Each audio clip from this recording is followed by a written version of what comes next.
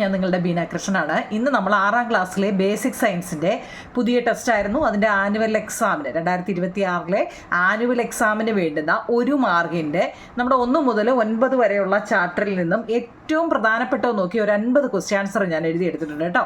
അതായത് ആദ്യത്തെ പാഠത്തിൽ നിന്നൊക്കെ 3-4 മാർക്കിനൊക്കെ ചോദിക്കാം കേട്ടോ. ഏറ്റവും ലാസ്റ്റിലത്തെ ഒരു 3-4 പാഠത്തിൽ നിന്നായിരിക്കും കൂടുതലും ചോദിക്കുന്നത്. പക്ഷേ 1 മുതൽ 1, 2, 3, 4, 5 എന്നൊക്കെ ഉള്ളതിന് 3 മാർക്ക് 4 മാർക്കിനൊക്കെ ചോദിക്കും കേട്ടോ. അതുകൊണ്ട് അതിനകത്ത് നിന്ന് എന്തുവാ ചോദിക്കുന്നതെന്ന് നമുക്കറിയില്ല. അതുകൊണ്ട് നമുക്ക് 1 മാർക്കിന് എന്താ വെച്ചാൽ കേട്ടാൽ തന്നെ നമുക്കിപ്പോൾ ഒരു ചോദ്യം കേട്ടാൽ തന്നെ അത് പെട്ടെന്ന് പറയാൻ പറ്റണം. അതാണ് കേട്ടോ 1 മാർക്ക് എന്ന് ഉദ്ദേശിക്കുന്നത്.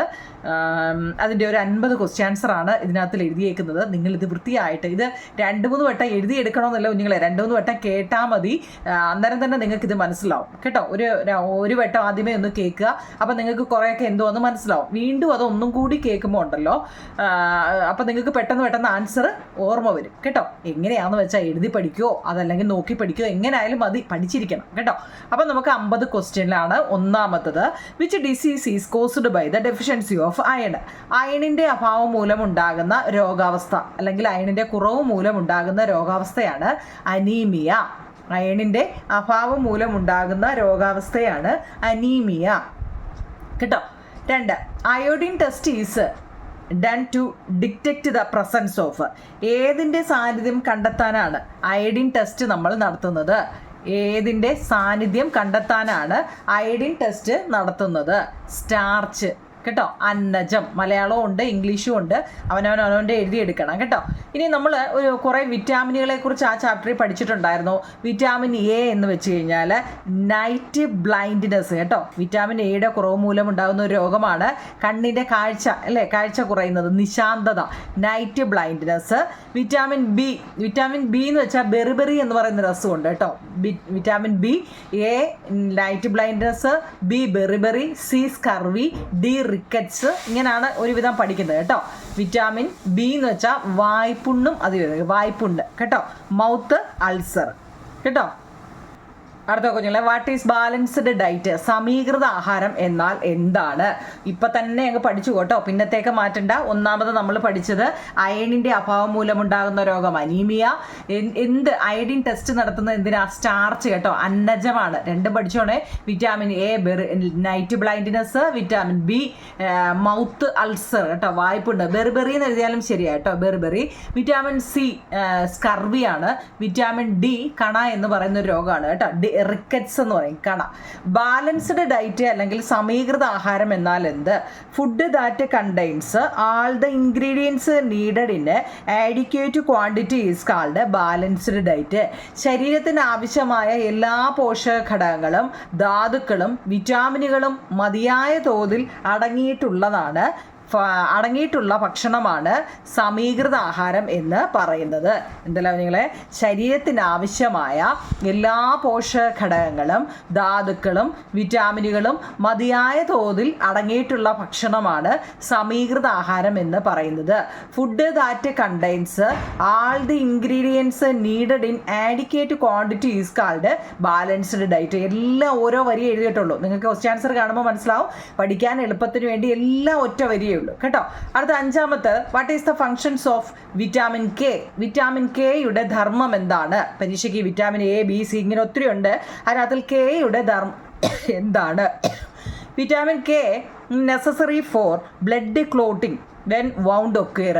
നമുക്ക് ശരീരത്ത് മുറിവുണ്ടാകുമ്പോൾ പെട്ടെന്ന് ബ്ലഡ് നിൽക്കുമല്ലോ, രക്തം കട്ട പിടിക്കുമല്ലോ, അതിന് സഹായിക്കുന്നത് വിറ്റാമിൻ കെ ആണ് കേട്ടോ. മുറിവുണ്ടാകുമ്പോൾ രക്തം കട്ട പിടിക്കാൻ സഹായിക്കുന്നത് വിറ്റാമിൻ കെ ആണ്. ഇപ്പം തന്നെ അങ്ങ് പഠിക്കണേ കേട്ടോ, പിന്നത്തേക്ക് മാറ്റണ്ട. പ്രോട്ടീൻ്റെ കുറവ് മൂലം ഉണ്ടാകുന്ന ഒരു രോഗം. The disease caused by deficiency of protein. ക്വാഷിയോർക്കറിൻ്റെ സ്പെല്ലിങ് പഠിക്കണേ, ക്വാഷിയോർക്കർ. ശരീരത്തിന് ആവശ്യമായ ഊർജം പ്രധാനമായിട്ടും ലഭിക്കുന്നത് എന്തിൽ നിന്നാണ്? നമ്മുടെ ശരീരത്തിന് ആവശ്യമായ ഊർജം പ്രധാനമായിട്ട് ലഭിക്കുന്നത് കാർബോഹൈഡ്രേറ്റുകളിൽ നിന്നുമാണ്. Energy required for human body is mainly obtained from carbohydrates. കേട്ടോ, കാർബൺ ഡൈ ഓക്സൈഡ് എന്നൊന്നും എഴുതി വെക്കല്ലേ, കാർബോഹൈഡ്രേറ്റ്സ് ആണ് കേട്ടോ. ശരീരത്തിന് ആവശ്യമായ ഊർജം പ്രധാനമായിട്ട് ലഭിക്കുന്നത് കാർബോഹൈഡ്രേറ്റുകളാണ്. Energy required for human body is mainly obtained from carbohydrate. Spelling പഠിച്ചോണേ. അടുത്ത 8ാമത്തെ ചോദ്യം, which part of the magnet has the greatest attractive power? കാന്തത്തിൻ്റെ ആകർഷണ ശേഷി കൂടുതലുള്ള ഭാഗം. നമ്മൾ ആ പാഠം നല്ലതുപോലെ പഠിച്ചതാണ്. ഏത് ചാപ്റ്ററിൻ്റെ ആണോ നിങ്ങൾക്ക് സംശയമുള്ളത് ആ ചാപ്റ്റർ നമ്മുടെ ചാനലിൽ കിടപ്പുണ്ട് കേട്ടോ, വിശദമായിട്ട് കൊടുത്തിട്ടുണ്ട്. ഫുൾ നോട്ടൊക്കെ എടുത്ത് നോക്കിയാൽ അറിയാം. ഫുൾ നോട്ടും ആ ഫുൾ നോട്ടിലൊന്നുള്ളത് നിങ്ങൾ എടുത്ത് നോക്കണേ നിങ്ങൾ. അതിനകത്തുള്ള എല്ലാ ക്വസ്റ്റ്യൻ ആൻസറും അതിനകത്തുണ്ട് കേട്ടോ. കാന്തത്തിൻ്റെ ആകർഷണ ശേഷി, ഈ കാന്തം എന്ന് പറയുന്നത് നമ്മൾ പലതരത്തിലുള്ള കാന്തം പഠിച്ചിട്ടുണ്ട്. എപ്പോഴും അതിൻ്റെ ആകർഷണം അതിൻ്റെ എൻഡ് പോയിന്റിലായിരിക്കും കേട്ടോ. അതിൻ്റെ ആ തുമ്പത്തെന്നൊക്കെ നമ്മൾ പറയത്തില്ലേ, അഗ്രങ്ങളിൽ, എൻഡിൽ കേട്ടോ. കാന്തത്തിൻ്റെ ആകർഷണ ശേഷി ഏറ്റവും കുറവുള്ള ഭാഗം ഏതായിരിക്കും? അതിൻ്റെ നടുക്കുമായിരിക്കും അല്ലേ, മിഡിൽ ഭാഗം, മധ്യഭാഗം എന്ന് പറയും. ഓർത്തോണേ, കാന്തത്തിൻ്റെ ആകർഷണ ശേഷി എപ്പോഴും കൂടുതലുള്ളത് അതിൻ്റെ എൻഡ് പാർട്ടിലാണ്. ഏറ്റവും കുറവുള്ളതോ മധ്യഭാഗം അല്ലേ, മിഡിൽ പാർട്ട്. ഇനി അതുപോലെ തന്നെ നിങ്ങളെ ഒരു മാർക്കിനൊക്കെ ചോദിക്കാം, ജനറൽ പ്രോപ്പർട്ടി ഓഫ് മാഗ്നറ്റ്, കാന്തത്തിൻ്റെ പൊതുവായ സ്വഭാവങ്ങൾ എന്തെല്ലാം അല്ലേ? കാന്തം കാന്തിക വസ്തുക്കളെ ആകർഷിക്കുന്നുണ്ട്, കാന്തത്തിന് 2 ധ്രുവങ്ങളുണ്ട്, കാന്തത്തിന് ചുറ്റും കാന്തിക മണ്ഡലമുണ്ട്. ചെറുത് നോക്കി ഞാൻ എഴുതി വെച്ചിരിക്കും, ഏറ്റവും ചെറുത് കേട്ടോ.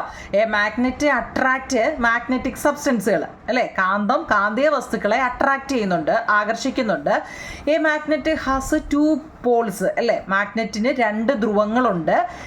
ഈ there is a magnetic field around a magnet. കാന്തത്തിന് ചുറ്റും കാന്തിക മണ്ഡലമുണ്ട്. കാന്തത്തിന് ചുറ്റും കാന്തിക മണ്ഡലമുണ്ട് കേട്ടോ. 10 അറിയാലോ. അടുത്ത, how many bones are there in the skull? തലയോടിൽ എത്ര അസ്ഥികളുണ്ട്? സ്കള്ളുണ്ടല്ലോ, ഈ സ്കള്ളിനകത്തിൽ മൊത്തം എത്ര അസ്ഥികളുണ്ട്? എത്ര ഉണ്ട്? 22 അസ്ഥികളുണ്ട്. ഫങ്ഷൻസ് ഓഫ് വെർട്ടിബ്രൽ കോളം എന്താ നിങ്ങളെ? നട്ടല്. വെർട്ടിബ്രൽ കോളത്തിന്റെ മലയാളം എന്തുവാ? നമ്മുടെ നട്ടല്. നട്ടലിന്റെ ധർമ്മം എന്താ? നട്ടലില്ലെങ്കിൽ നമുക്ക് നിവർന്ന് നിൽക്കാൻ പറ്റുമോ? ഇല്ല. നിവർന്ന് നിൽക്കുന്നതിനും നമ്മൾ ചലിക്കുന്നതിനും സഹായിക്കുന്നത് ആരാണ്? വെർട്ടിബ്രൽ കോളമാണ് കേട്ടോ. Vertebral column help the body to stand straights and move. നമുക്ക് നിവർന്ന് നിൽക്കുന്നതിനും ചലിക്കുന്നതിനും സഹായിക്കുന്നു. What is the main organ protected within the skull? തലയോടിനുള്ളിൽ സംരക്ഷിക്കപ്പെട്ടിരിക്കുന്ന പ്രധാന അവയവം നമ്മുടെ തലയോടുണ്ടല്ലോ, സ്കള്ള്. അതിനകത്ത് എന്താ ഉള്ളത്? ബ്രെയിൻ അല്ലേ, മസ്തിഷ്കം. മലയാളം എന്താ? മസ്തിഷ്കം. Number of bones in human body. മനുഷ്യ ശരീരത്തിലെ അസ്ഥികളുടെ എണ്ണം എത്രയാണ്? 206. 1 മുതൽ 9 വരെയുള്ള ചാപ്റ്ററിലെ ഏറ്റവും പ്രധാനപ്പെട്ടത് നോക്കി 50 എണ്ണമാണ്. 100, 150, 200 ഒക്കെ നമുക്ക് വേണമെങ്കിൽ ഇതിനകത്ത് നിന്ന് സെലക്ട് ചെയ്തെടുക്കാമെങ്കിലേ കേട്ടോ. സെലക്ട് അല്ല, എഴുതാൻ പറ്റും. അതിനകത്തു നിന്നും വെറും 50 ക്വസ്റ്റ്യനെ ഞാൻ ഇതിനകത്തിൽ എഴുതിയിട്ടുള്ളൂ കേട്ടോ. എല്ലാ ചാപ്റ്ററും കൂടെ 1 മുതൽ 9 വരെയുള്ള ചാപ്റ്റർ മൊത്തവും കൂടെ എടുത്തിട്ട് അതിനകത്ത് നിന്ന് ഏറ്റവും പ്രധാനപ്പെട്ടത് നോക്കി 50 ക്വസ്റ്റ്യൻ ആൻസർ കേട്ടോ. അപ്പോൾ ഇത് ആദ്യമേ അങ്ങ് പഠിക്കുക. ഈ 50 എണ്ണം പഠിച്ചു കഴിഞ്ഞാൽ എന്തായാലും നിങ്ങൾക്ക് എന്താ ജയിക്കാനുള്ള മാർഗ്ഗമായി കേട്ടോ. The number of bones in human body 206. മനുഷ്യ ശരീരത്തിലെ അസ്ഥികളുടെ എണ്ണം 206. മനുഷ്യ ശരീരത്തിലെ ഏറ്റവും ചെറിയ അസ്ഥി ഏതാ കുഞ്ഞുങ്ങളെ? സ്റ്റേപ്പിസ് ആണ് കേട്ടോ. നമ്മുടെ ശരീരത്തിലെ ഏറ്റവും ചെറിയ അസ്ഥി, smallest bone in the human body stapes. വലുതോ? ഫീമർ ആണ് കേട്ടോ, നമ്മുടെ തുടയിൽ കേട്ടോ. FEMUR, femur. അതെ, സ്റ്റഡി ഓഫ് ബോൺസ്. നമ്മുടെ ഈ എല്ലുകളെക്കുറിച്ച് അല്ലെ അസ്ഥികളെക്കുറിച്ചൊക്കെ പഠിക്കുന്നതിനെ അതിൻ്റെ പേരെന്താ? ഓസ്റ്റിയോളജി. സ്പെല്ലിങ് പഠിച്ചോണേ, ഓസ്റ്റിയോളജി. വായിക്കാൻ പറ്റുന്നുണ്ടോ? നമ്മുടെ തലയോടിൽ മൊത്തം 22, കേട്ട് തന്നെ അങ്ങ് പഠിച്ചോണേ. തലയോട് സ്കള്ളിനകത്തിൽ മൊത്തം 22 അസ്ഥികളാണ്. വെർട്ടിബ്രൽ കോളത്തിന്റെ ധർമ്മം ഉറപ്പായിട്ടും ചോദിക്കാവുന്ന ചോദ്യം നിങ്ങളെ. നിവർന്ന് നിൽക്കുന്നതും നമ്മൾ ചലിക്കുന്നതിനും സഹായിക്കുന്നത് വെർട്ടിബ്രൽ കോളമാണ്. തലയോടിനുള്ളിൽ സംരക്ഷിക്കപ്പെടുന്ന പ്രധാന അവയവം നമ്മുടെ മസ്തിഷ്കം അല്ലെങ്കിൽ ബ്രെയിനാണ്. നമ്മുടെ ശരീരത്തിൽ മൊത്തം അല്ലേ എത്ര അസ്ഥികളുണ്ടെന്ന് ചോദിച്ചാൽ 206 എണ്ണം ഉണ്ട്. നമ്മുടെ ശരീരത്തിലെ ഏറ്റവും ചെറിയ അസ്ഥി, നമ്മുടെ മനുഷ്യ ശരീരത്തിലെ ഏറ്റവും ചെറിയ അസ്ഥി സ്റ്റേപ്പിസ് ആണ്. വലുതോ? തുടയലിലാണ് കേട്ടോ. വലിയ അസ്ഥി തുടയലിൽ. Study of bone osteology. Osteology spelling പഠിക്കണേ. 16. അടുത്ത 17ാമത്തെ ചോദ്യം, മനുഷ്യ ശരീരത്തിലെ ഏറ്റവും വലിയ അസ്ഥി തുടയിൽ. കണ്ടോ, longest born in human body femur, FEMUR, spelling പഠിക്കണേ, FEMUR. What is A joint? എന്താ കുഞ്ഞുങ്ങളെ ഈ അസ്ഥി എന്ന് വെച്ചാൽ? അസ്ഥി സന്ധി എന്നാണ് നമ്മൾ അസ്ഥി എന്ന് പറയുന്നതിൽ അസ്ഥി സന്ധി. A joint is the part where 2 or more bones meet. എന്താ, 2 or അതിലധികമോ അസ്ഥികൾ ചേരുന്ന ഭാഗത്തെയാണ് നമ്മൾ ജോയിന്റ് അല്ലെങ്കിൽ അസ്ഥിസന്ധി എന്ന് പറയുന്നത്. അസ്ഥികൾ അല്ലേ, രണ്ട് എല്ലുകൾ നമ്മുടെ ഈ കൈയുടെ ഇവിടെ തന്നെ, നമ്മുടെ ഈ കൈ ഇങ്ങനെയൊക്കെ വെക്കുമ്പോഴേ ഇവിടെ വന്നപ്പോൾ അത് ഉണ്ടാവും ഒടിയുന്നുണ്ടോ? കാരണം എന്താ, അത് ഇവിടുന്ന് ഇവിടെ വരെ ഒരു എല്ല് അല്ലേ, അത് ഇവിടുന്ന് ഇങ്ങോട്ട് കണ്ടോ, ഇവിടെ വരുമ്പോൾ നമ്മൾ എവിടെയൊക്കെ ഇത് ഒടിയുന്നു നൂരുന്നു ഉണ്ടോ എന്ന് നോക്കിയാൽ മതി കേട്ടോ. അപ്പം ഇവിടെ എന്താ, 2 or അതിലധികമോ അസ്ഥികൾ ചേരുന്ന ഭാഗത്തെ അസ്ഥിസന്ധി എന്ന് പറയുന്നു. ഇനി give beauty and charm to the flower. നമ്മുടെ പൂവിന് നല്ല കളറും നിറവും മണവും ഒക്കെ തരുന്നത് ആരാ? ഏത് ഭാവ? കൊറോള കേട്ടോ, ദളം, കൊറോളയാണ്. അടുത്ത കൊറോണയല്ലേ, കൊറോളയാണ്. Which part is artificially pollinated? കൃത്രിമ പരാഗണം നടത്തുന്ന ഒരു സസ്യത്തിന്റെ പേര് ചോദിക്കും കേട്ടോ. ആർട്ടിഫിഷ്യലി പൊളിനേറ്റ് ചെയ്യുന്ന ഒരു പ്ലാന്റ്സിന്റെ പേര് വാനിലയാണ് കേട്ടോ. വാനിലാന്നോ ബസ്സിലാന്നോ ട്രെയിനിലാന്നോ, സ്പെല്ലിംഗ് ഒക്കെ കറക്റ്റ് ആക്കണേ. Vanilla. Female reproductive part of the flower അല്ലേ, പൂവിൻ്റെ പെൺപ്രത്യുൽപാദന അവയവം ഏതാണ്? ഗൈനീഷ്യം. സ്പെല്ലിങ് പഠിക്കണേ, ഗൈനീഷ്യം. ഗൈനോസിയം. എങ്ങനെ പറഞ്ഞാലും മതി. ഞാൻ പറഞ്ഞായിരുന്നു എൻ്റെ സ്പെല്ലിങ് അപ്പോൾ താഴെ കമൻറ്റ് ഉണ്ട്, ഞാൻ പറയുന്നത് തെറ്റാ, അതൊക്കെ ഒരു കമൻറ്റ് ചെയ്യാൻ കേട്ടായിരുന്നു കുഞ്ഞുങ്ങളെ. ഇത് 6ാം ക്ലാസ്സിൽ പഠിക്കുന്ന കുഞ്ഞുങ്ങൾക്ക് ഗൈനോസിയം എന്ന് തന്നെ പഠിച്ചു. കാരണം സ്പെല്ലിങ് ഇവരെങ്ങനെയാണോ ഉച്ചരിക്കുന്നത് അതുപോലെ എഴുതി വെക്കുന്നത് കേട്ടോ. NO ഉണ്ട്, ഗൈനോയിസിയം, NOECIUM കേട്ടോ. എങ്ങനെ പഠിച്ചാലും മതി കുഞ്ഞുങ്ങളെ, സ്പെല്ലിങ് കറക്റ്റ് ആക്കുക എന്നുള്ളതാണ്. What is mixture? എന്താണ് മിക്സ്ചർ? നമ്മൾ മിക്സ്ചർ മേടിച്ചില്ല. എന്താ mixture? Mixture is A combination of more than one substance. ഒരു മിക്സ്ചർ മേടിക്കുമെങ്കിൽ അതിനകത്ത് എന്തൊക്കെ കാണും? കപ്പലണ്ടി കാണും അല്ലേ, മിക്സ്ചർ കാണും, പൊരിക്കടല കാണും, പിന്നെ കരിയാപ്പല കാണും, എന്തെല്ലാം ഉണ്ട് എന്ന് പറയുന്നത്. മിക്സ്ചർ എന്ന് വെച്ചാൽ ഒന്നിലധികം വസ്തുക്കൾ ചേർന്നുണ്ടാകുന്ന പദാർത്ഥങ്ങളാണ് മിക്സ്ചർ കേട്ടോ. Mixture is A combination of more than one substance കേട്ടോ. ഒന്നിലധികം വസ്തുക്കൾ ചേർന്നുണ്ടാകുന്ന പദാർത്ഥങ്ങളെയാണ് മിക്സ്ചർ എന്ന് പറയുന്നത്. അടുത്ത ഏറ്റവും പ്രധാനപ്പെട്ട കുഞ്ഞുങ്ങളെ, ഹോമോജീനിയസ് മിക്സ്ചറും ഹെട്രോജീനിയസ് മിക്സ്ചറും തമ്മിലുള്ള വ്യത്യാസം. ഹോമോജീനിയസ് മിക്സ്ചറും ഹെട്രോജീനിയസ് മിക്സ്ചറും തമ്മിലുള്ള വ്യത്യാസം. ഏകാത്മക മിശ്രിതങ്ങളും ഭിന്നാത്മക മിശ്രിതവും തമ്മിലുള്ള വ്യത്യാസം. ഏകം എന്ന് കേട്ടാലേ അറിയാല്ലേ, ഒരെണ്ണം മാത്രം. അതായത് the mixture that show the same property through out all it's part is called homogeneous mixture. നമ്മൾ ഒരു മിശ്രിതത്തിൻ്റെ എല്ലാ ഭാഗത്തും ഒരേ സ്വഭാവപാടുള്ളതെങ്കിൽ അത്തരം ഇപ്പം നമ്മൾ ഇച്ചിരി വെള്ളത്തിലോട്ട് കുറച്ച് പഞ്ചസാര ഇട്ട് നല്ലതുപോലെ അങ്ങ് കലക്കുക, നല്ലതുപോലെ ഇട്ട് സ്പൂൺ ഇട്ടങ്ങ് നല്ലപോലെ ബീറ്റ് ചെയ്താൽ ഇങ്ങനെ ഒക്കെ എല്ലായിടും ഒരേപോലെയാണ് വരുന്നത് അല്ലേ. പക്ഷെ നമ്മൾ വെള്ളത്തിലോട്ട് പഞ്ചസാര ഇട്ടിട്ട് അത് അനക്കാതെ അവിടെ വെച്ചാൽ നമ്മൾ മേളിൽ നിന്നും ഒരിച്ചിരി വെള്ളം കോരി കുടിച്ചേ, എന്നിട്ട് അടിയിൽ നിന്നൊന്ന് കുടിച്ചേ, രണ്ടല്ലേ, മേളിൽ പഞ്ചസാര അധികം അലിഞ്ഞ് കാണത്തില്ല അല്ലേ, നമ്മൾ ആ പച്ചവെള്ളം പോലെ ആയിരിക്കും കുടിക്കുന്നത്. പക്ഷെ അടിയിലോ പഞ്ചസാര അതുപോലെ തന്നെ നിൽക്കുക അല്ലേ. പക്ഷെ നല്ലപോലെ അങ്ങോട്ട് ബീറ്റ് ചെയ്തിട്ടല്ലേ, നല്ലപോലെ കുലുക്കിട്ടെടുക്കുമ്പോൾ എല്ലായിടും ഒരുപോലെ. അപ്പോൾ തങ്ങളുള്ള വ്യത്യാസം മനസ്സിലായോ? ഒരു മിശ്രിതത്തിൻ്റെ എല്ലാ ഭാഗത്തും ഒരേ സ്വഭാവമാണെങ്കിൽ അതിനെ നമ്മൾ പറയുന്നു? ഏകാത്മക മിശ്രിതം എന്ന് പറയുന്നു. എന്നാൽ ഒരു മിശ്രിതത്തിൽ വിവിധ ഇപ്പം നമ്മൾ പഞ്ചസാര ഇട്ട കാര്യം പറയുമല്ലോ, വെള്ളത്തിൽ പഞ്ചസാര ഇട്ടിട്ട് അനക്കാതങ്ങ് വെച്ചാൽ ഓരോ സ്ഥലത്തും ഓരോ രീതിയാണ് അല്ലേ. ഒരു മിശ്രിതത്തിൻ്റെ വിവിധ ഭാഗങ്ങളിൽ വ്യത്യസ്ത സ്വഭാവമുള്ളതാണെങ്കിൽ അതെന്തായിരിക്കും? ഭിന്നാത്മകം അല്ലെങ്കിൽ ഹെട്രോജീനിയസ് മിക്സ്ചറും ആയിരിക്കും കേട്ടോ. അത് വളരെ ഇമ്പോർട്ടൻ്റ് ആണ്. ഹോമോജീനിയസ് മിക്സ്ചറും ഹെട്രോജീനിയസ് മിക്സ്ചറും, ഏകാത്മക മിശ്രിതങ്ങളും ഭിന്നാത്മക മിശ്രിതവും തമ്മിലുള്ള വ്യത്യാസം. ഓക്കെ ആണോ? 23 ഓക്കെ. അടുത്ത 24ാമത്തെ ചോദ്യം നിങ്ങളെ, വായു ഒരു വിശ്രിതമാണെന്ന് പറയുന്നത് എന്തുകൊണ്ടാണ്? Why is air called mixture? വായു ഒരു മിശ്രിതമാണെന്ന് പറയുന്നതിന് കാരണം എന്താണ്? Why is air called a mixture? Air contains 2 or more components, so it is called a mixture. ഒന്നിലധികം ഘടകങ്ങൾ അടങ്ങിയിരിക്കുന്നതിനാൽ അല്ലേ വായു ഒരു മിശ്രിതമാണ്. Which is the major components of air? അന്തരീക്ഷവായുവിൽ ഏറ്റവും കൂടുതലുള്ള എത്ര കുഞ്ഞുങ്ങളെ? നൈട്രജൻ ആണ് അല്ലേ. 78 എങ്ങാണ്ടാന്ന് തോന്നുന്നു അല്ലേ, ടെസ്റ്റിലുണ്ട്. അടുത്ത വാട്ട് ഈസ് എ മോളിക്യൂൾസ്? എന്താണ് molecules? Molecules is the smallest particles in A substance that shows all the properties of it. ഒരു പദാർത്ഥത്തിൻ്റെ എല്ലാ ഗുണങ്ങളുമുള്ള അതിൻ്റെ ഏറ്റവും ചെറിയ കണികയാണ് നമ്മൾ തന്മാത്ര കേട്ടോ. ഇനി അതിലും ചെറുതുണ്ടോ കുഞ്ഞുങ്ങളെ? അതാണ് ആറ്റം കേട്ടോ. ആറ്റം പഠിച്ചിട്ടുണ്ടോ? ഒരു പദാർത്ഥത്തിൻ്റെ എല്ലാ ഗുണങ്ങളുമുള്ള അതിൻ്റെ ഏറ്റവും ചെറിയ കണികളെയാണ് തന്മാത്ര അല്ലെങ്കിൽ മോളിക്യൂൾസ് എന്ന് പറയുന്നത്. The smallest particles of a substance that show all the properties of it. കേട്ടോ. അടുത്ത, who discovered the cell? Cell കണ്ടുപിടിച്ച ആരാ? റോബർട്ട് ഹൂക്ക് അല്ലേ? ആ പാഠം സെല്ല് നമ്മൾ 2 ചാപ്റ്റർ ഉണ്ട്. സെല്ലിനെ കുറിച്ച് നല്ലപോലെ അല്ലേ പഠിക്കുന്നതുകൊണ്ട് ഏറ്റവും ലാസ്റ്റ് ചാപ്റ്ററും സെല്ലാന്ന് തോന്നുന്നു അല്ലേ.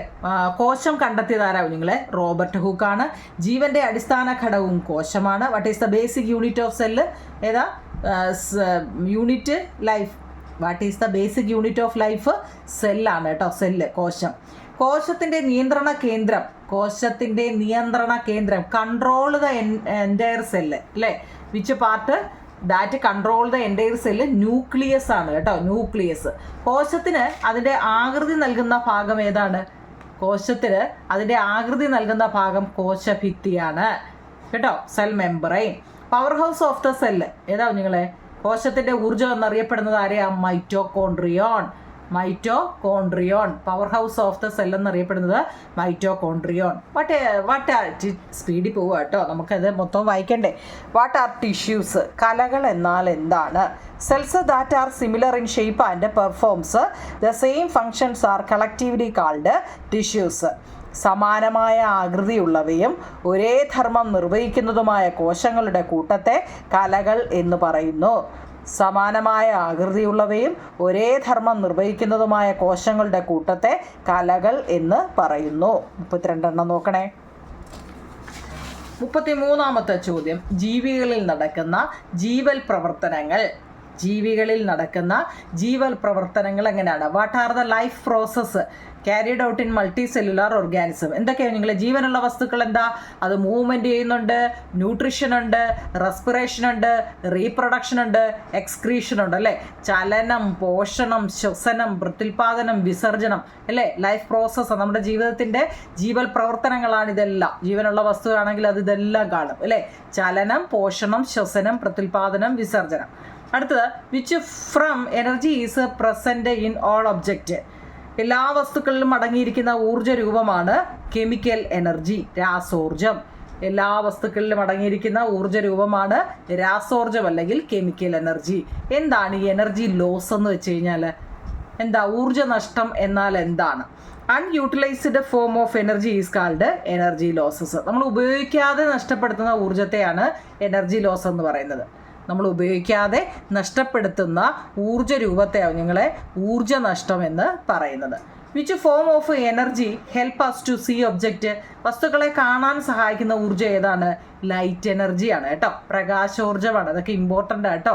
ലൈറ്റ് എനർജി അല്ലെങ്കിൽ പ്രകാശോർജ്ജമാണ്. Give an instance in which light energy change into chemical energy. പ്രകാശോർജ്ജം രാസോർജ്ജമായി മാറുന്ന സന്ദർഭം ഏതാണ്?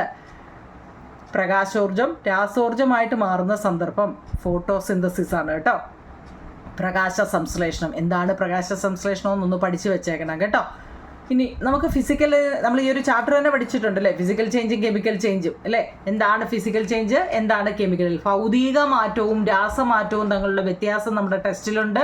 നമ്മുടെ ഓരോ ചാപ്റ്ററിൻ്റെയും എല്ലാ നോട്ടുകളും നമ്മുടെ ചാനലുണ്ടാവും നിങ്ങൾ കേട്ടോ. എന്താ ഭൗതിക മാറ്റം എന്ന് വെച്ച് കഴിഞ്ഞാൽ നമുക്കതിനെ ഇപ്പം വെള്ളം നമ്മളെടുത്ത് ഫ്രീസറിൽ വെക്കുക, 5 മിനിറ്റ് കഴിഞ്ഞ് എടുക്കുക അല്ലേ? ലിക്വിഡായിട്ടിരുന്ന വെള്ളം നമ്മളെടുത്ത് ഫ്രീസറിൽ വെച്ച് കഴിഞ്ഞാൽ 5 മിനിറ്റ് കഴിയുമ്പോൾ നമുക്ക് എന്താ അത് സോളിഡായിട്ട് കിട്ടും. ലിക്വിഡായിട്ടുള്ളതിനെ സോളിഡായിട്ട് കട്ടിയുള്ള അല്ലെ ഖരമായിട്ട് നമുക്ക് കിട്ടും. കട്ടിയുള്ളൊരു വസ്തുവായിട്ട് നമുക്ക് കിട്ടും. എന്നാൽ അത് 10 മിനിറ്റ് വെളിയിൽ വെച്ച് കഴിഞ്ഞാൽ വീണ്ടും അതെന്തായിട്ട് മാറും? വാട്ടറായിട്ട് മാറും അല്ലേ? അങ്ങനെ ഉണ്ടാകുന്ന മാറ്റമാണ് ഈ ഭൗതിക മാറ്റം അല്ലേ? ബട്ടർ മെൽറ്റ് ആവുന്നത് അല്ലേ? വാക്സ് മെൽറ്റ് ആവുന്നത്, സാൾട്ട് ഡിസോൾവ് ഇൻ വാട്ടാവുന്നത്, ഉപ്പ് വെള്ളത്തിൽ ലയിക്കുന്നത്, മെഴുകുരുകുന്നത്, നെയ്യുരുകുന്നത്, ജലം ഐസാകുന്നത്, ഇതെല്ലാം ഫിസിക്കൽ ചേഞ്ചാണ്. എന്നാൽ പിന്നീട് അതിനെ തിരിച്ചതുപോലെ കൊണ്ടുവരാൻ പറ്റത്തില്ല. ഇവിടെ നോക്കൂ നിങ്ങൾ, പാല് തൈരാകുന്നത്, തൈരിനെ വീണ്ടും നമുക്ക് പാലാക്കാൻ പറ്റുമോ? ഇല്ല. അരിമാവ് പുളിക്കുന്നത്, ഫെർമെൻറ്റേഷൻ ഓഫ് റൈസ് ഡഫ് അല്ലേ? ഇതെല്ലാം എന്താണ്? വീണ്ടും നമുക്ക് അതിനെ തിരിച്ച് എടുക്കാൻ പറ്റും. അതൊക്കെ കെമിക്കൽ ചേഞ്ചാണ്, രാസമാറ്റമാണ് കേട്ടോ. 38. അടുത്ത 39ാമത്തെ ചോദ്യം, what is meant by state of rest? ഓർമ്മയുണ്ടോ ഈ ചാപ്റ്ററൊക്കെ? സ്റ്റേറ്റ് ഓഫ് റെസ്റ്റ് നിശ്ചലാവസ്ഥ എന്നാൽ എന്താണ്? State of rest is a state in which the positions of an object does not change with respect to its surrounding. ഒരു വസ്തുവിന് സ്ഥാനമാറ്റം സംഭവിക്കാത്ത അവസ്ഥയാണ് rest അല്ലേ. ഒരു വസ്തുവിന് നമ്മളിപ്പോൾ ഈ ബുക്ക് അല്ലേ, ഇപ്പോൾ ഈ ബോർഡ് കട്ടിയുള്ളതായതുകൊണ്ട് അത് അവിടെ വെച്ച് ഇതിവിടെ വെച്ച് കഴിഞ്ഞാൽ അത് അവിടെ തന്നെ ഇരിക്കും അല്ലേ, എങ്ങും പോകത്തില്ല അല്ലേ. പക്ഷേ ഈ പേപ്പറോ കാറ്റുണ്ട്, കാറ്റടിച്ച് അത് മൂവ് ചെയ്യുന്നുണ്ട് അല്ലേ. അപ്പോൾ സ്ഥാനമാറ്റം സംഭവിക്കാത്ത ഒരു വസ്തുവിന് സ്ഥാനമാറ്റം സംഭവിക്കാത്ത അവസ്ഥയെ നമ്മൾ എന്ത് പറയുന്നു? നിശ്ചലാവസ്ഥ അല്ലെ റെസ്റ്റ് എന്ന് പറയും അല്ലേ. സ്റ്റേറ്റ് ഓഫ് റെസ്റ്റ്, നിശ്ചലാവസ്ഥ എന്ന് പറയുന്നു. അടുത്തത് quick oscillations is called dash. What is vibration എന്ന് ചോദിച്ചാലും എഴുതാം, ഇങ്ങനെ തിരിച്ചു മറിച്ചു ചോദിക്കാം കേട്ടോ. Quick oscillation is called vibration. ദ്രുതഗതിയിലുള്ള ദോലനമാണ് കമ്പനം. അടുത്ത വാട്ട് ഈസ് ഡയബറ്റീസ്? എന്താ നിങ്ങളെ പ്രമേഹം എന്നാൽ എന്താണ്? എല്ലാ ഒരു മാർക്കിൻ്റെ ചോദ്യമാണ്, എല്ലാ ചാപ്റ്ററിൽ നിന്നും കൂടെ ഉള്ളതാണ്. 1 മുതൽ 9 വരെയുള്ള ചാപ്റ്ററിലെ ഓരോ മാർക്കിൻ്റെ ക്വസ്റ്റ്യൻ ആണ് വാട്ട് ഈസ് ഡയബറ്റീസ് അല്ലെ പ്രമേഹം എന്നാൽ എന്താണ്? The normal level of glucose in 100 milli of food is 70 to 100 milligram. Diabetes is a condition in which blood sugar level rises only. 100 milliliter രക്തത്തിലെ പഞ്ചസാരയുടെ സാധാരണ അളവ് 70 മുതൽ 100 മില്ലിഗ്രാം ആണ്. രക്തത്തിലെ പഞ്ചസാരയുടെ അളവ് ക്രമാതീതമായി ഉയരുന്ന ഒരു രോഗമാണ് പ്രമേഹം എന്ന് പറയുന്നത് കേട്ടോ. അടുത്ത നോക്കുന്നില്ല, ബ്ലഡ് പ്രഷർ എന്നാൽ എന്താണ്? രക്തസമ്മർദ്ദം എന്നാൽ എന്താണ്? എന്താ? Blood pressure is the pressure exerted on the walls of the blood vessels of the blood flows through them. രക്തം രക്തക്കുഴലുകളിലൂടെ ഒഴുകുമ്പോൾ രക്തക്കുഴലുകളുടെ ഭിത്തികളിൽ ചെലുത്തുന്ന മർദ്ദമാണ്. രക്തം രക്തക്കുഴലിലൂടെ ഒഴുകുമ്പോൾ രക്തക്കുഴലുകളുടെ ഭിത്തികളിൽ ചെലുത്തുന്ന മർദ്ദമാണ് ബ്ലഡ് പ്രഷർ അല്ലെങ്കിൽ രക്തസമ്മർദ്ദം എന്ന് പറയുന്നത്. അടുത്ത name the device used to measure blood pressure. രക്തസമ്മർദ്ദം അളക്കുന്നതിനുള്ള ഉപകരണം എന്താണ്? അതൊന്നും നല്ലപോലെ പഠിക്കണമെന്നില്ല, സ്പെല്ലിങ് തെറ്റിപ്പോയത്. സ്ഫീഗ്മോ മാനോമീറ്റർ ആണ് കേട്ടോ. സ്ഫീഗ്മോ മാനോമീറ്റർ സ്പെല്ലിങ് നല്ലപോലെ പഠിക്കണേ. എന്താണ് ഈ ഒബിസിറ്റി എന്നാൽ എന്താണ്? പൊണ്ണത്തടി അല്ലേ. ഒത്തിരി വണ്ണം ഉള്ളതിന് നമ്മൾ എന്താ ഒബിസിറ്റി ആണ് അല്ലേ, പൊണ്ണത്തടിയിലാണെന്നൊക്കെ പറയത്തില്ലേ. എന്താണ്?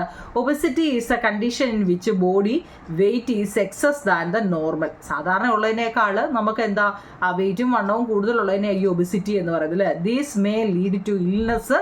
Under weight also indicate unhealthy conditions. അറിയാൻ വയ്യെങ്കിൽ ഈ നോർമൽ വരെയും എഴുതിയാൽ മതി കേട്ടോ. ഒബിസിറ്റി എന്നാൽ എന്താണ് കേട്ടോ. അതിൻ്റെ മലയാളം എന്ന് വെച്ച് കഴിഞ്ഞാൽ ശരീരഭാരം സാധാരണയിൽ കൂടുന്ന അവസ്ഥയാണ് അമിതവണ്ണം എന്ന് പറയുന്നത്. എന്തിനാണ് നാം ആഹാരം കഴിക്കുന്നതെന്നൊരു ചോദ്യം ചോദിക്കാം കേട്ടോ. എന്തിനാണ്? രോഗപ്രതിരോധ ശേഷി നേടാനും ഊർജം ലഭിക്കാനും അല്ലേ. Why do we eat food? എന്തിനാണ് നമ്മൾ ആഹാരം കഴിക്കുന്നത്? ടു അച്ചീവ് ഇമ്മ്യൂണിറ്റി വേണം. പിന്നെ to growth and repair body. To growth and repair body, വളർച്ചയ്ക്കും ശരീര നിർമ്മിതിക്കും ഊർജം ലഭിക്കാൻ അല്ലെ, എനർജി കിട്ടാനും ഒക്കെ എന്താ നമ്മൾ ആഹാരം കഴിക്കുന്നത്. മൊബൈൽ ഫോണിൻ്റെ അമിത ഉപയോഗം കൊണ്ടുണ്ടാകുന്ന ഒരു 2 പ്രശ്നങ്ങൾ എഴുതാൻ ചോദിക്കും. മൊബൈൽ ഫോൺ അധികമായിട്ട് ഉപയോഗിച്ച് കഴിഞ്ഞാൽ ഉണ്ടാകുന്നത് ആങ്സൈറ്റി, നമുക്ക് ഉത്കണ്ഠ, എന്തുവാന്നുള്ള അറിയാനുള്ള ഒരു ഉത്കണ്ഠ. വിഷൻസ് പ്രോബ്ലം, കണ്ണിന് കുഴപ്പമുണ്ടാകുന്നു. കാഴ്ച പ്രശ്നങ്ങൾ, ബോഡി വെയിറ്റ് ഗെയിൻ അല്ലേ. ചുമ്മാതിരുന്ന് ഫോണിൽ നോക്കി ഇരുന്ന് കഴിച്ചുകൊണ്ടിരുന്ന് നമ്മുടെ ശരീരത്തിൻ്റെ ഭാരം കൂടുന്നു. ഏതെങ്കിലും ഒരു 2-3 പഠിച്ചു വെച്ചേക്കണം കേട്ടോ. അടുത്ത 2 തരത്തിലുള്ള കൊളസ്ട്രോളുകൾ നമുക്കുണ്ട്. HDL-ഉം LDL-ഉം. നല്ല കൊളസ്ട്രോളും ഉണ്ട്, ചീത്ത കൊളസ്ട്രോളും. ഗുഡ് കൊളസ്ട്രോളും ബാഡ് കൊളസ്ട്രോളും. BMI എന്നതിൻ്റെ പൂർണ്ണ രൂപം എന്താണ്? ബോഡി മാസ് ഇൻഡെക്സ്, ഉയരത്തൂക്ക പരിശോധന. ബോഡി മാസ് ഇൻഡെക്സ്, അതിൻ്റെയൊക്കെ കണക്ക് നമ്മുടെ ചാനലിൽ കിടപ്പുണ്ട്. ഏതെല്ലാം സമയത്താണ് രക്തസമ്മർദ്ദ നിരക്ക് വ്യത്യാസപ്പെടുന്നത്? നമ്മുടെ ശരീരത്തിലെ രക്തസമ്മർദ്ദ നിരക്ക് അല്ലേ. എന്താ? What are the causes for variations in normal blood pressure level? ഏതൊക്കെയാ? നമ്മൾ സ്മോക്കിങ്, പുകവലിക്കുകയോ അല്ലെങ്കിൽ ഒബിസിറ്റി ഉള്ളവർ, പൊണ്ണത്തടി ഉള്ളവരോ, എക്സസ് സാൾട്ട്, എന്താ ഉപ്പിൻ്റെ അധിക ഉപയോഗമൊക്കെ എന്തെങ്കിലുമൊക്കെ ഒരു 2-3 ഇതിനകത്ത് നിന്ന് എഴുതി വെച്ചിരിക്കണം കേട്ടോ. രക്തസമ്മർദ്ദ നിരക്ക് നമുക്ക് വ്യത്യാസപ്പെടാൻ നോർമൽ ബ്ലഡ് പ്രഷർ ലെവലിൻ്റെ വേരിയേഷൻ വരുന്നത് എപ്പോഴാണെന്ന് കേട്ടോ. അതുപോലെ തന്നെ മോഷനെ കുറിച്ചും നമുക്ക് പഠിക്കാനുണ്ടോ നിങ്ങളെ? സർക്കുലർ മോഷൻ എന്ന് വെച്ചാൽ വട്ടത്തിലുള്ളത്. ലീനിയർ മോഷൻ എന്ന് വെച്ചാൽ എന്താ? ലീനിയർ മോഷൻസ് അങ്ങോട്ടും ഇങ്ങോട്ടും അല്ലേ. റൊട്ടേഷണൽ വട്ടം അല്ലേ. ലിഫ്റ്റ്, ഇവിടെ നമുക്ക് ഇപ്പോൾ തൊട്ടിലിൻ്റെ ചലനം, തൊട്ടിൽ നമ്മൾ ആട്ടുമ്പോൾ അങ്ങോട്ടിൽ ഊഞ്ഞാല് പോലെയാണ് അല്ലേ, അങ്ങോട്ടും ഇങ്ങോട്ടും അല്ലേ. ക്ലോക്കിലെ സൂചി വട്ടമാണ് അല്ലേ, സർക്കുലർ ആണ്. ലിഫ്റ്റിൻ്റെ ചലനം മുകളിലോട്ടും മുകളിലോട്ടും താഴോട്ടും ലീനിയർ ആണ് കേട്ടോ. ഇങ്ങനെയൊക്കെയുള്ള കുറേ പേര് എന്നിട്ട് അത് ഏത് ചലനമാണെന്ന് എഴുതാനൊക്കെ നമ്മളോട് ചോദിക്കും. അപ്പോൾ മൊത്തം 50 ക്വസ്റ്റ്യൻ ആൻസർ ആയി നിങ്ങളെ. ഞാൻ ഈ 50 എണ്ണം നിങ്ങൾക്ക് വേണ്ടി കേട്ടോ നമ്മുടെ സോഷ്യലിൻ്റെ 200 ക്വസ്റ്റ്യനോളം നമ്മുടെ സോഷ്യലിൻ്റെ നമ്മുടെ ചാനലിൽ ഇന്നലെ ഇട്ടിട്ടുണ്ട്. നിങ്ങളത് കയറി അത് തന്നെ പഠിച്ചാൽ തന്നെ നല്ല മാർക്ക് കിട്ടും. കാരണം എന്താ, എല്ലാ ചാപ്റ്ററിൻ്റെയും 200 കൂടുതലെങ്കിലും ഉണ്ടെങ്കിലേ ഉള്ളൂ നിങ്ങൾ കേട്ടോ. ആദ്യം 100 എണ്ണത്തിൻ്റെ ഞാൻ നമ്പർ ഇട്ടിട്ടുള്ളൂ. ബാക്കി എല്ലാ ചാപ്റ്ററിൻ്റെയും പ്രധാനപ്പെട്ടത് നോക്കിയാണ് ഇട്ടിരിക്കുന്നത്. നിങ്ങളത് വൃത്തിയായിട്ട്, ഞാൻ പറഞ്ഞില്ലേ, എഴുതാൻ മടിയുള്ളവർ നോക്കി അങ്ങ് പഠിച്ചാലും മതി കേട്ടോ. അപ്പം നിങ്ങൾ എങ്ങനെയായാലും മതി, എഴുതി പഠിക്കാമെങ്കിൽ കുറച്ചുകൂടെ കൈയക്ഷരവും നല്ലതാവും. എഴുതുന്നതിൻ്റെ സ്പെല്ലിംഗ് ഒക്കെ നമ്മൾ പഠിക്കും. നോക്കിയോ എങ്ങനെയായാലും വേണ്ടിയില്ല, നിങ്ങൾ പഠിച്ചിട്ട് അമ്മയുടെ കൈ കൊണ്ട് കൊടുത്തിട്ട് അമ്മ എടുത്ത് ചോദിക്കാൻ പറയണം, അല്ലെങ്കിൽ അച്ഛൻ്റെ അടുത്ത് ചോദിക്കാൻ പറയണം. അപ്പോൾ നിങ്ങൾക്ക് സ്പെല്ലിങ്ങും ചോദിക്കാനൊക്കെ പറയുമ്പോൾ നല്ല മാർക്ക് കിട്ടും കുഞ്ഞുങ്ങളെ കേട്ടോ. അപ്പോൾ നമ്മുടെ ആനുവൽ എക്സാമിൻ്റെ പുതിയ ടെസ്റ്റായിരുന്നു, പുതിയ നോട്ടാണ്, പുതിയ ക്വസ്റ്റ്യനാണ് ആനുവൽ എക്സാമിന് വരുന്നത്. അപ്പോൾ അതുകൊണ്ട് വൃത്തിയായിട്ട് ഏത് രീതിയിൽ ക്വസ്റ്റ്യൻ വരുമെന്നൊന്നും നമുക്കറിയില്ല കുഞ്ഞുങ്ങളെ. അതുകൊണ്ട് വൃത്തിയായിട്ട് നമ്മൾ പഠിക്കുക എന്നുള്ളത് കേട്ടോ. എല്ലാവർക്കും വിജയാശംസകൾ. നമ്മുടെ സോഷ്യലിൻ്റെ നോട്ട് ചാനലിൽ ഫുള്ള് കിടപ്പുണ്ട്. ഇതുപോലെ 1 മാർക്കിൻ്റെ സോഷ്യലിൻ്റെ ഫുൾ നോട്ടും കിടപ്പുണ്ട്. ഇത് സയൻസ് ആണ്. നിങ്ങൾക്ക് ഇനി ഏത് വിഷയത്തിനാണോ നോട്ട് കിട്ടാത്തത്, സംശയമുള്ളതൊക്കെ കമൻറ്റ് പറ. നമുക്ക് ഇനി അങ്ങോട്ട് റിവിഷൻ ചാപ്റ്ററുകളാണ് കേട്ടോ. മാത്സിൻ്റെ ഒരു റിവിഷൻ ഉണ്ട്, നാളെ മറ്റന്നാളിലോ ഇടുന്നുണ്ട്. നിങ്ങൾ സംശയങ്ങൾ എന്തുണ്ടെങ്കിൽ കമൻറ്റ് പറയണം നിങ്ങൾ കേട്ടോ. മനസ്സിലാവുന്നുണ്ടല്ലോ, വായിക്കാൻ പറ്റുന്നുണ്ടല്ലോ, എന്തായാലും നിങ്ങൾക്ക് പറയാം കേട്ടോ. ഓക്കെ കുഞ്ഞുങ്ങളെ, എല്ലാവർക്കും ഓൾ ദ ബെസ്റ്റ് കേട്ടോ. Thank you.